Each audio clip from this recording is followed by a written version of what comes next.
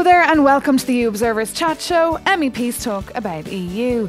Joining me here to discuss the topic of nuclear energy in the EU is Rebecca Harms, German MEP and co-chair of the European Parliament's Group of the Greens, and Giles Chichester, British MEP and member of the European Conservatives and Reformists. Thank you very much for joining me here today, and thank you very much for watching. So without further ado, let's talk about EU. Although it's been 25 years since the Chernobyl nuclear disaster shook Europe, the nuclear energy debate erupted in the last few days again in light of the consequences of the recent earthquake and tsunami in Japan. And while all eyes are on Japan, watching how a nuclear meltdown crisis is capable of overshadowing the human tragedy caused by the double disaster last week, here in the EU, people have started to question the EU policy on nuclear energy. At the moment, there are 141 reactors in the EU in 14 member states, but we're about to find out some more. Mr. Chichester, has last week's events in Japan changed a bit your mind about nuclear energy, or do you think the EU has to change their priorities?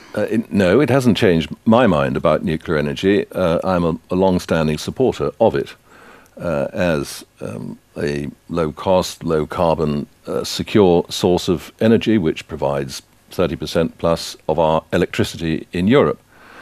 I'm reluctant to leap to any conclusions about the events in Japan. It's too soon. We need to know precisely what's happened, whether the engineered safety mechanisms have worked or partially worked, and therefore if there are lessons for us to learn in Europe. The industry in Europe is very highly regulated and very safety conscious. Mrs. Harms might disagree with me about that, but on the whole, they are. If there are lessons to be learned, let's learn them in a timely and measured way. In the meantime, let's also remember that what has happened in Japan is an exceptional event. The earthquake was of exceptional strength. The tsunami was of exceptional height. And it's giving Mrs. Harms an exceptional shock, hasn't it? Since Friday, you have been lobbying towards actually phasing out nuclear energy in the actual European Union. Can you tell us a bit more about the EU policy at the moment with regards to nuclear energy? I know there's 14 EU countries at the moment who have reactors. And tell us a bit about that, and also what do you want to see happen now? Maybe at first one sentence to Japan, because like in Europe, the nuclear industry is highly regulated. You cannot again say, like it happened after Chernobyl, this was an accident happening in a country with low safety standards. This is an ongoing catastrophe, nuclear catastrophe happening in a country with explicitly high safety standards and also standards against earthquakes. And so from beginning with this new experience, I would really say that we need a basic survey.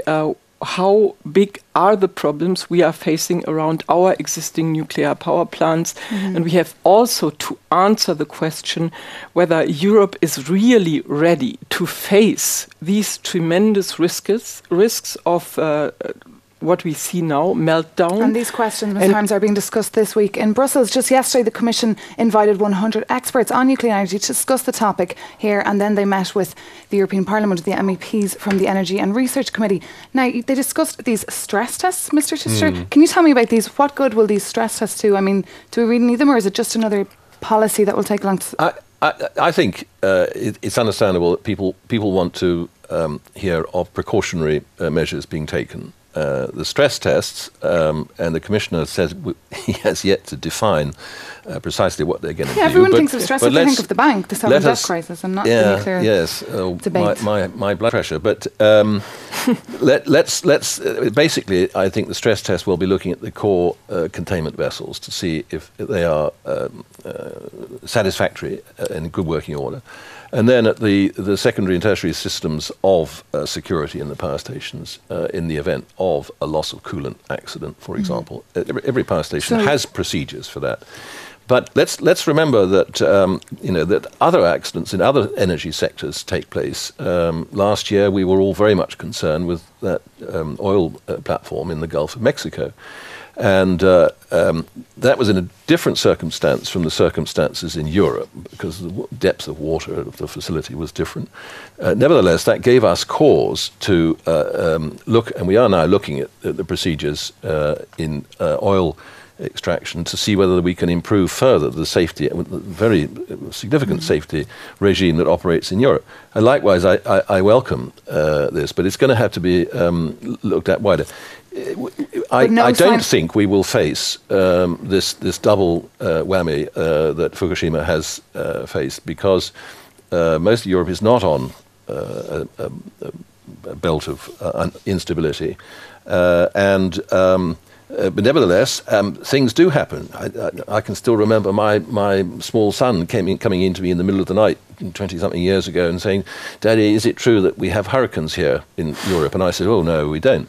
The next morning, I saw the result of the hurricane all around at home. So things can happen. Mm-hmm. Yeah. And the Green Group want to prevent anything from happening. So you want to phase out these, but do you think that's actually so possible? Phasing out, starting a process of ambitious phasing out doesn't mean for any moment that we could prevent any negative nuclear. So what alternatives so we really want to phase out, and so I think we have too many very old reactors in not only in Germany, and Germany has decided to stop to interrupt 7 nuclear power plants, and they are going to decide whether this is forever and not.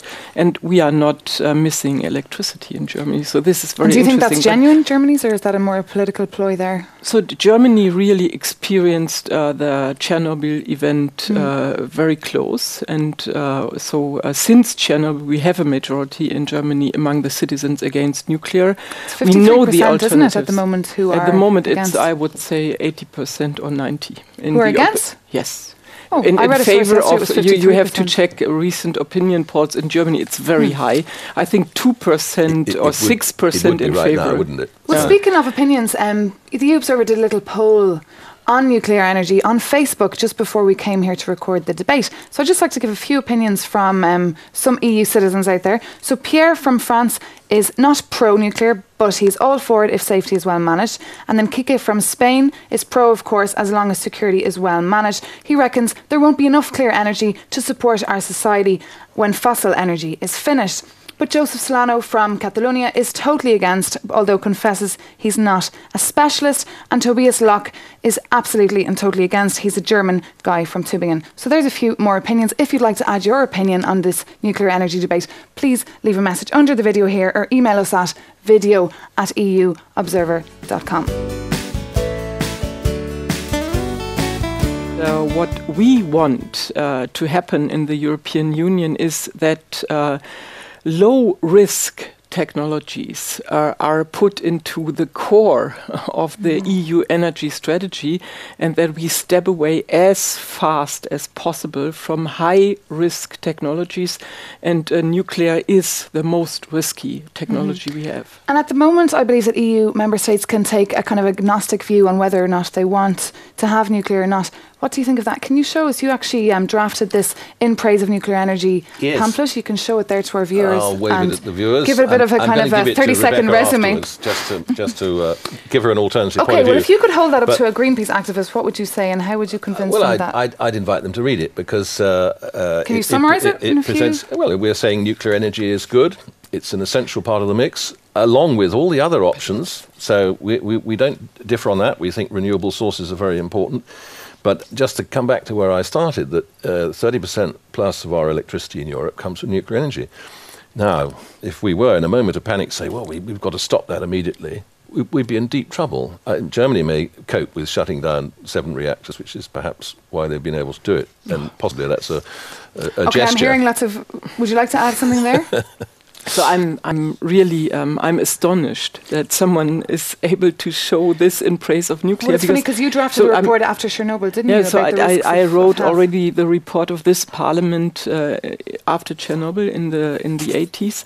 I'm just preparing some events, exhibitions, debates for the 25th anniversary of Chernobyl.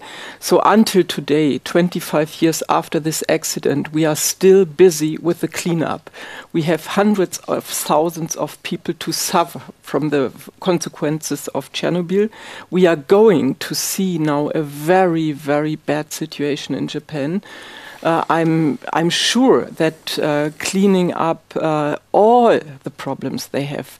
So this will change Japan. We are not sure how this society can deal with the situation, and so the nuclear increases the burdens after tsunami and earthquake incredibly. So it's for me, it's I'm a little bit shocked that this is still your line, Mr. Chichester. But you see, I think it's almost indecent the way the Greens leap upon the bad situation in Japan as another reason for attacking nuclear energy. It's not new. We'll have to leave it at there. And the Observer wants to know whether you're sceptical or not as well. So as I said, please leave a comment underneath here. And thank you very much to my two esteemed guests for joining us here today. Goodbye.